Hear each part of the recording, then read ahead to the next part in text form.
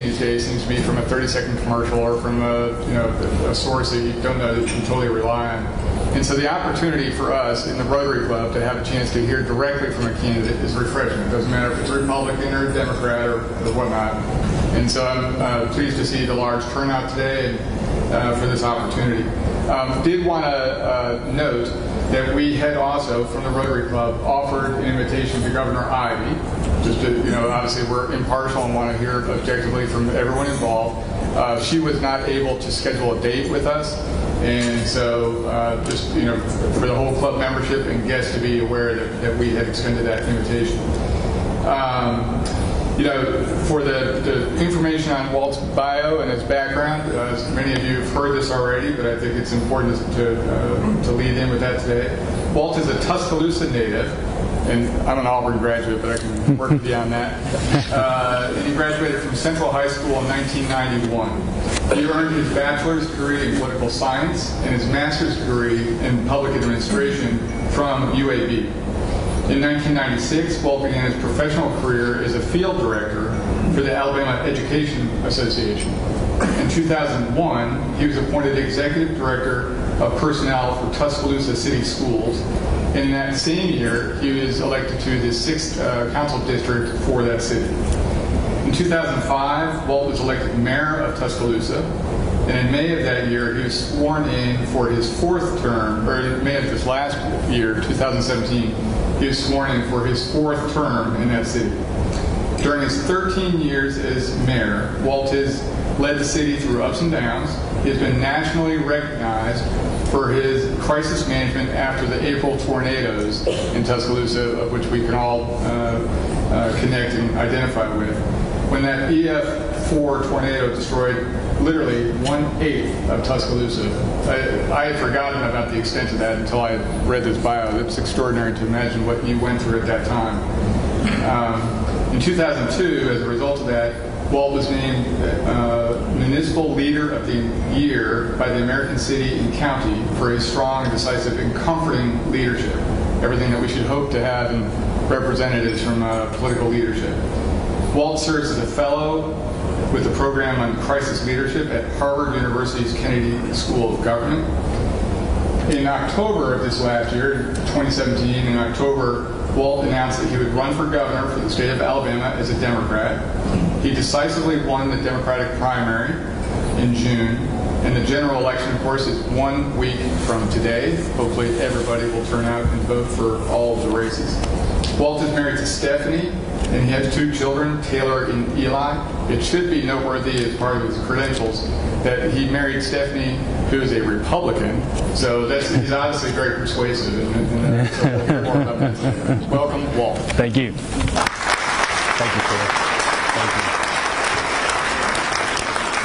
you. Good afternoon, Huntsville. Good afternoon. Oh, come on, we can do better than that in the Rocket City. Good afternoon, Huntsville. That's what I'm talking about. It is an honor to be here in front of all the Rotarians. I know in Tuscaloosa that the Rotary Club makes such a difference in our city. You fill in the gaps, and you make differences in people's lives. And certainly you're to be honored for that and admired. And I've always hoped that my time in public service, I'm fulfilling that same mission. But to each and every one of you who give of your time, talent, and treasure, thank you very much for what you do for Huntsville. I see throughout the crowd many of my dear supporters who have helped me along this journey over the last nearly 13 months. To each and every one of you, thank you very much. I'll never be able to express my deep appreciation for what you've done for this campaign and this journey that we've been on. And I love being in Huntsville. This is a model city for the rest of our state. You have created this pocket of brilliance that all of us can continue to learn from. And I'd be remiss if I didn't tell you I think you have an outstanding mayor in Tommy Battle. I've known Tommy for a long time now. And regardless that we're in different parties, I know Tommy cares about Huntsville. I know Tommy works extremely hard on behalf of all of Huntsville. I've seen his determination, especially getting Huntsville the Toyota Mazda project, which was huge for not only the state of Alabama, but in particular the Tennessee Valley region of our state. Even if I'm elected governor, I know that a real difference maker is a mayor. And in fact, Stephanie reminds me often that the worst thing that can happen to us is to win this election. Number one is we'd have to leave Tuscaloosa, where I was born and raised, in a place that I love. And second is I have the best job in the world. Every day I get to wake up and make a difference as mayor, and I don't have to worry about Republicans or Democrats, whether your garbage gets picked up or the water and sewer works, or whether we get an opportunity to recruit new jobs. Being mayor is still that one position in government where you don't get tied down into the tribalism that too often impacts the way we view and approach getting things done. And so I know Tommy's not here, but certainly I feel very fortunate to call him my friend, and I think all of you should feel very fortunate that he is serving as your mayor. For all the success that you have here in Huntsville, and certainly it is a lot. And as a candidate for governor, I've enjoyed touring Hudson Alpha and touring Redstone, getting to know about the economic fabric of Huntsville. Please know this, that you're the exception and not the rule in this state. And I believe in Tuscaloosa we're a pocket of brilliance, and we do have pockets of brilliance in our state. But overall, when you look at Alabama, we are at or near the bottom in everything that matters. I am 45 years old, and it's been that way my entire life. Now let's be clear, it's not one party's fault. And if one party had all the solutions, we would have solved it before 2010, or we would have solved it after 2010. And yet here we are in the same situation. And then when you look at what the state does, nearly every function of state government is in crisis. Currently, our correction system is under court order by Judge Myron Thompson. 90% of those who are in our correction system will eventually come out of corrections. But unfortunately, all they're going to get is a bus ticket and $10. Because what they're not going to be able to get is substance abuse rehabilitation, which about 80% of those that go in corrections need. They're not going to have educational attainment or workforce development training that they need to be able to compete in a digitally driven economy. I mean, all of you today have your smartphones with you. Think about how in 13 years smartphones have changed the entire landscape of our economy. And then when you look at mental health services within our correction system, if you want to make our state safer, correct corrections, and yet it's falling. And then we turn our attention to mental health. Mental health in this state has collapsed, and let no one tell you any different. In Tuscaloosa in 2009, we had to sue the state of Alabama just to keep Bryce Hospital open. And Bryce today is open, and it's the largest mental health facility in our state. The second largest is Tuscaloosa Metro Jail. 30% of our inmates are on psychotropic drugs. And if you talk to probate judges and sheriffs across the state, they'll tell you that their jails are full with those who need mental health services and not jail time.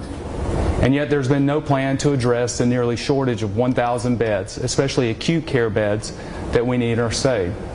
Then we turn our attention to infrastructure. Alabama ranks at or near the bottom when it comes to all measures of where your infrastructure needs to be. We have places like Uniontown and Lowndes County where the sewer systems are so bad that people are actually contracting hookworm. We have places like Fruithurst, Alabama, where the toxicity of the water itself, their leukemia rates are 39 times higher than normal. We have places like Uniontown, Alabama, and other places throughout our state where the infrastructure has failed. In fact, throughout Alabama, 20% of our bridges are functionally obsolete, which today 1 million Alabamians will go over those bridges, tens of thousands of school buses, and we're in this same problem year after year, decade after decade, with no plan to address it. And then we turn to education. College continues to be unaffordable to so many across our state, and those who can access student loans are going to leave college with a huge amount of debt and wondering how are they ever going to pay that debt off. Too many of our public schools, K-12 schools, about 100 in this state, continually fail to meet the mark. And as you're recruiting industry to Huntsville, and as we're recruiting industry to Tuscaloosa, and we're trying to do this across the state, the fact that our public schools continue to rank at or near the bottom in all national standards certainly doesn't help economic development, but even more tragically doesn't help our children that are in those public schools. And then lastly, let's look at health care. Health care in Alabama is evaporating before our eyes because we failed to expand Medicaid. That is one of the reasons why Alabama continues to rank at or near the bottom. In fact, Alabama is 49th in prenatal care, and we're ranked #1 in the nation in infant mortality. When I say it's third world, I'm not saying that for effect. I'm not saying that to try to make an exaggeration so that you might possibly understand my argument. That is literally the truth. And if you're African American, that number jumps to 15.1 per 1,000 births. You know, Winston Churchill said that the truth is incontrovertible. Malice may attack it, ignorance may deride it, but in the end, there it is.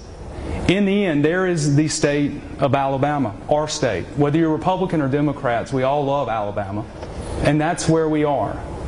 But behind those statistics are parents who are going to send their children off to school with the false belief that their child's going to be ready for a 21st century economy.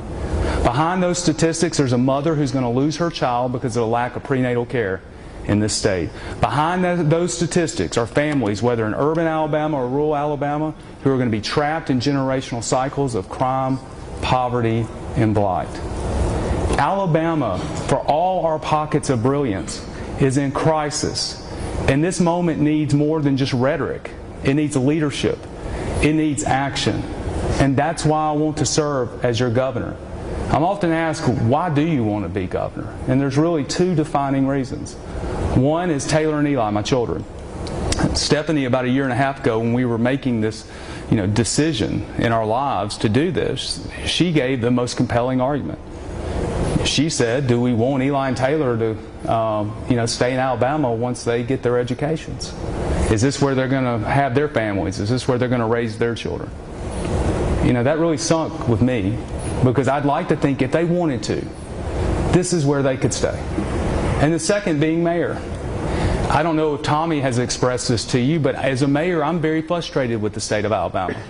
I'm tired of the state abdicating its responsibility and hoping and praying that local governments will assume what they should be doing. In Tuscaloosa, we have this coach named Nick Saban. Any of y'all ever heard of Coach Saban?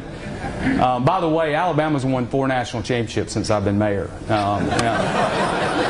I don't know if Nick's had anything to do with it or not. But he has certainly coined the process. But he has also coined, do your job well.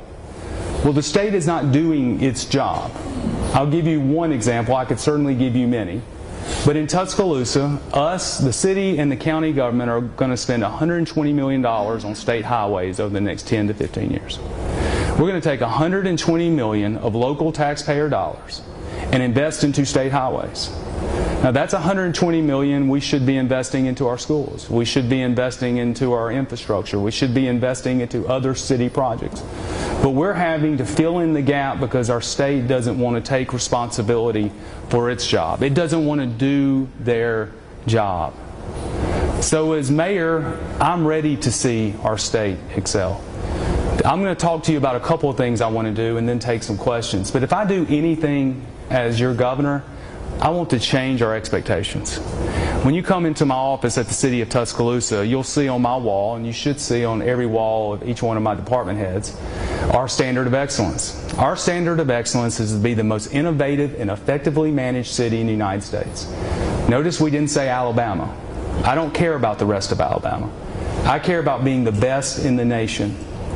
But in our state, it seems we want to compare ourselves to Mississippi. That is our standard of excellence. At least we're not last. And I see a lot of heads nodding.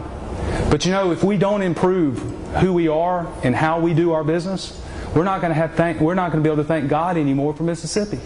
Because that is where we're going to be. And I am ready, and I hope you're ready to change this dynamic. Now, I'm going to talk to you just a couple minutes about what I want to do in our first day in office. But my argument to all of you when you go and vote in 7 days is this. When you go and mark that ballot, which candidate do you feel can better position Alabama for a brighter future? Which candidate is truly going to lead us when it matters the most? Which candidate understands what it's like not only to face crisis, but to navigate through it successfully? Because ultimately, this is about success. If the state is successful, then you will continue to be successful. So how do we take on some of these challenges? I'm going to talk mainly about education and healthcare, but maybe in the Q&A we can talk about infrastructure, which I know is a huge issue here in Huntsville. But first, let me talk about Medicaid expansion. On day one, we're going to sign an executive order expanding Medicaid. So why is this important? Why is it important to Huntsville? Why is it important to the rest of the state? In 2010, when the Affordable Care Act passed, one of the provisions that Congress mandated is that states would expand Medicaid to 138% of poverty. So what does that mean in layman's terms? It's the working poor. In Alabama's case, about 330,000 people, most of them working or veterans who have retired. So it's the cashier that I met at UWA last week, who's working 40 hours a week, doing everything we want every person to do, is to go work, provide for their family, who doesn't have health insurance. Thank goodness her children, through all kids, do. And so she's working a job, doesn't have health insurance, and if many of you have ever experienced that period in your life where you don't have health insurance, it's a scary feeling. We have about 300,000 plus of your fellow Alabamians who have that same feeling. Well, in 2010, when the Affordable Care Act passed, that mandating of Medicaid expansion to 138% of poverty got challenged in the courts. Ultimately, the Supreme Court ruled that that was a state's decision and not up to Congress. So what did Alabama do? We chose not to expand Medicaid, one of the few states remaining that hasn't. Now, what also happened as part of the Affordable Care Act was that the federal government, assuming that the expansion of Medicaid would take place, began reducing dish payments. In other words, these subsidies that came in to make up the difference for charitable care. You provide tens of millions of dollars at Huntsville Hospital for charitable care a year. The expansion of Medicaid would help fill up that gap.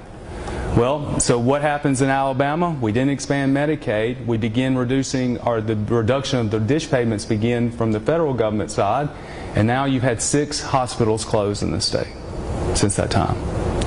By the way, if we would have expanded Medicaid beginning in 2014, that $1.8 billion that would have covered that 330,000 Alabamians would have been free for 3 years. $5.4 billion free dollars. Then beginning year 4, you would then have a 10% match of $180 million a year. Now, I've heard my opponent say, well, our budget is too bare bones to be able to afford it. I have 2 points. If everything's so good, why is the budget so bare bones? Second, why not approach this the way we're approaching Toyota Mazda or approaching all of our other economic development projects?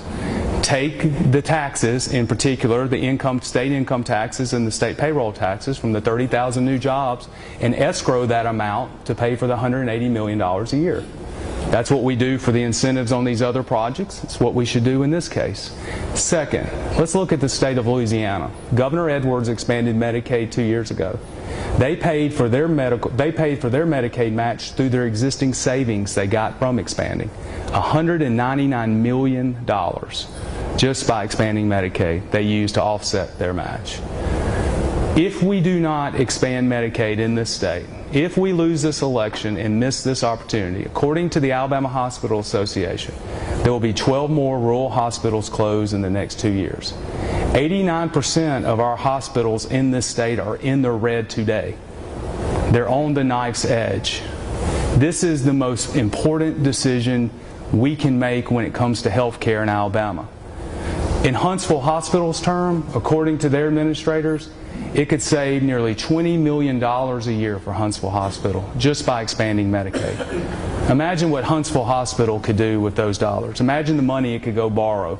Imagine the new staff they could bring on, the new equipment that could be put in place. Imagine the quality of health care improving. There's a reason why most states have made this step. And we should not let politics stand in the way of good policy decisions. One more point on this.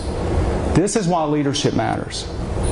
I understand that my opponent and a lot of the members of our legislature ran against Obamacare. That was politics. But there comes a point in time where you have to set aside politics for what is right. Not only for the 330,000 Alabamians who would benefit, but just for the mere economics of it. Just so we can save rural Alabama. This is where leadership matters. This is where placing people above party is absolutely consequential for our state. If we do not, you are going to see healthcare as we know it begin to collapse. And the other point on this is that the expansion of Medicaid is only the first step we need to take. We need an overall strategic plan to healthcare in Alabama. Living under the Hill burden model is not going to serve us well. And that's where we are. We're still in the Hill burden days. And we have to begin transitioning forward. The expansion of Medicaid buys us time to put forward a plan that can honor both the needs in rural Alabama with the needs in urban. Second, as many of you know, we want to pass the Alabama Education Lottery. For over a year now, we have been promoting a lottery in place that can allow Alabama to catch up with surrounding states. So how do we make it happen? On our first day, we're going to call a special session, bring the legislature in, and we're going to propose a lottery that would generate $300 million a year. This is not a number that we pulled out of the sky. This is a number that was actually done by a study Del Marsh authored in 2015. We want the $300 million to go to several places. First would be scholarships, not only for 4-year and 2-year, but also for workforce development. Very similar to what Governor Haslam has done just north of here in Tennessee. In Tennessee, they have made a commitment to workforce development, which I believe is the greatest economic challenge facing Alabama, and maybe we can have a minute to touch on during Q&A. The second major portion of our lottery plan is universal pre-K. We believe every 4-year-old child needs the opportunity to start class at 4 years old. There's a couple of reasons. Number one, our academic deficits. In Tuscaloosa, our city provides pre-K for every academically at-risk child. The results have been tremendous. Of the 4-year-olds who come in academically at risk, by the time they finish first grade, 85% are reading on grade level. And we have to know this. If you're still learning to read by 4th grade, there's an 80% chance you will not graduate high school. 80% chance. So if we don't get it by 9 years old, it is a tough march the rest of our lives. That's why universal pre-K is important. But the second reason is Alabama's poor prenatal care. When you rank 49th in prenatal care, that means so many of our children come into the classroom without the needed, first of all, from the time they were conceived to the time they arrive in kindergarten, without the deficits being diagnosed that need to be addressed. And so it's so important that we can begin 1 year earlier from a brain development side to be able to address those deficits, to have those children ready to learn. Let me close with this. Sometimes I go into too much detail, and our team says you don't need to talk so much policy. You need to say catchy things like I'm for education and I'm against crime. And I know those things tend to are good political rhetoric. But Alabama, none of us can be satisfied where we are. And to come out of the shadows of rhetoric, to come out of the shadows of being at or near the bottom, this is a moment that requires leadership. I believe I'm that leader. I believe we have the ideas. Does that mean that every idea I have is the perfect idea? Absolutely not. And we're going to need Republicans and Democrats to move all of Alabama forward. And that's why I look forward to working with both sides of the aisle. But this is our moment. This is our moment where we decide, are we going to be beholden to the politics of the past, which have kept us in the shadows for decades? Are we going to join other states and become a new South state that is determined to take its place where it belongs? I believe this is our moment, and I'm hopeful for your help, your support, and ultimately your vote in a week. So I'm going to stop here, and I know we've got a couple of minutes to answer any questions that you may have. So who would like to go first? In the back. It's my understanding that you're a pro-life person. Can you comment on that? Yes, sir. I am a pro-life Democrat. I do believe in exemptions, though, for health of the mother, rape, or incest. Any other questions that you may have? You mentioned spending a lot of money on highways. Could you give us a little bit more detail on that? The question was spending money on highways and how kind of go into how we would make that happen. I do support the Alabama or the Alliance for Alabama Infrastructure Plan that would place 12 cents on fuel to invest in infrastructure, but I do have a few caveats to that.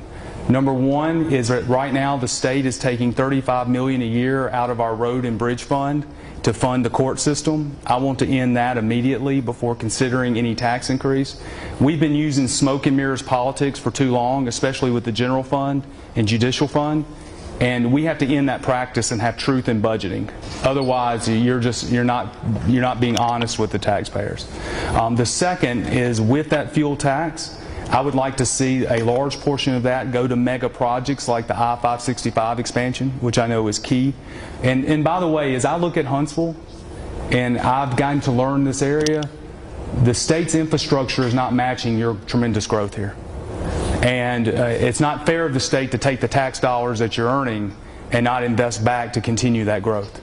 Because I'm very concerned that as Huntsville continues to grow, we're going to lose a lot of that growth to Tennessee, to the north. And so infrastructure investment is going to be important. I do want to see, though, some portion of that 12 cents go back to local municipalities and county governments who have made such large investments into the state's infrastructure, so they can continue to keep their infrastructure sound, whether it's roads, stormwater, or fiber, which we obviously need for broadband expansion. Didn't you say that Tuscaloosa County and the city of Tuscaloosa spent $120 million or spending? We're in the process of spending it now on state highways.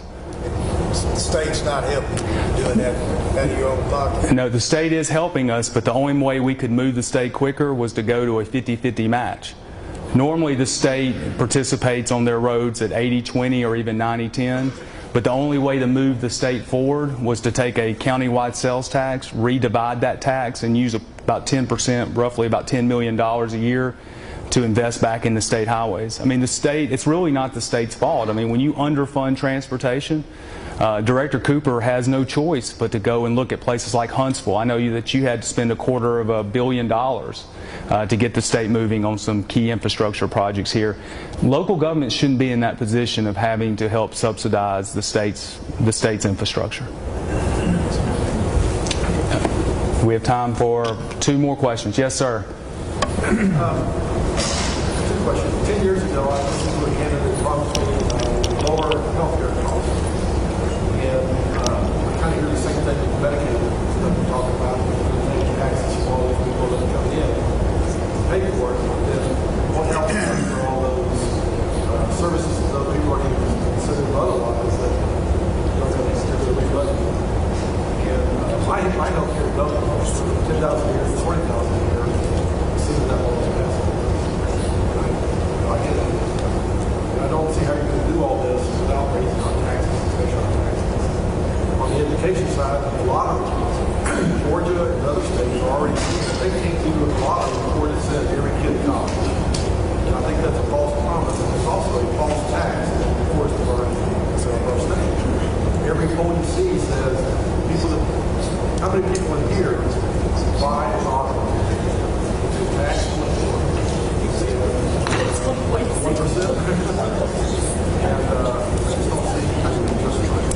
Thank you. Those are fair questions, and I'll repeat it. You know, am I promising through the expansion of Medicaid to lower people's health care costs, and how would the state afford it? And number 2 is using a lottery the appropriate way to potentially fund education services, or are you providing a false hope or a tax on the poor? Is that a fair? Well, how we would pay for it is this. First of all, the state of Alabama is paying for people's health care in other states. In fact, nearly 40 states today, and there should be 5 more that will be on before the end of the year. The Medicaid expansion itself, and like Louisiana is the best case. If you look at their fiscal year 17 study on Medicaid expansion, you will see it pays for itself, because right now the cashier at UWA, when she has a sinus infection, she doesn't go get 2 shots like most of us in this room, I imagine, go to our primary doctor, we get 2 shots, we get well. She doesn't go because she can't afford the few $100s that would cost her out of her pocket. But she gets sicker and sicker and sicker. And then she ends up, guess what, in the emergency room. And now she has walking pneumonia. And now maybe she's admitted, maybe she's not. But that cost went from a few hundred to a few thousand. Let's say it's at the Huntsville Hospital. Well, she doesn't have insurance, so Huntsville Hospital will have to write that off as charitable care. And they spend tens of millions of dollars in charitable care. She's going to be in debt for the rest of her life, and that debt's going to follow her around anytime she has a credit application, anywhere she goes. And either she's going to pay the hospital, or she's not going to spend that money and invest it back into the economy. So that's one area where it does pay for itself, because people now get preventative care. That's why the state of Louisiana say, $200 million. The second on the lottery. In a perfect world, do I think we should fund education services like scholarships and pre-K with the lottery? Absolutely not. But I think the reason why I've been mayor for 13 years is because I've been pragmatic in my leadership. You're not going to get tax reform through the Alabama legislature, even after this cycle. And unfortunately, we're still going to be too dependent on sales taxes. And we're going to be less likely to look at other means of funding state government. So what do we do in the meantime? What I do know is that over 75% of Alabamians are in favor of a lottery plan. And that lottery will generate conservatively $300 million a year. And that $300 million will provide scholarships and pre-K. And my daughter's a junior at Northridge High School. She is also in Alabama's honors program. And so I write that tuition check every semester. And I'm blessed, but it still hurts. I don't know how a working family affords to send their children to college. So it's going to give Alabama that bridge that we need to be competitive. And lastly, to your point, and it's a fair point, but last week when you had the Mega Millions going on and the Powerball going on, the only losers was the state of Alabama. Because those other states, they got to invest in expanded pre-K, expanded schools, expanded scholarship programs. We lost out. We can have the moral debate on lottery, but are we going to have the moral debate on children not getting an education? There's a moral debate to be had there too. And so that's why I fall on the side of the lottery. I respect your opinion. It's a very fair argument. Isn't it good to have a debate? I'll just... Thank you very much for having me. Thank you very much. Thank you. Thank you very much. Thank you. Thank you. Well, thank you very much for being here today. And on your behalf, we're going to make a donation to our Rotary Foundation, which helps fund our STRIVE program, which we mentioned earlier, which helps mentor or does mentoring for juniors and seniors at Huntsville and Lee High School. So in your honor, we'll be making that. Again, thank you very much for being here today. Thank you. Thank you. I want to mention our speakers for the next couple of weeks. Next week, David Little will be here along with our police chief, the Huntsville police chief, Mark McCurry, and they're going to be talking about some changes and updates on the police department, but also David's going to talk a little bit about the Police Citizens Advisory Council.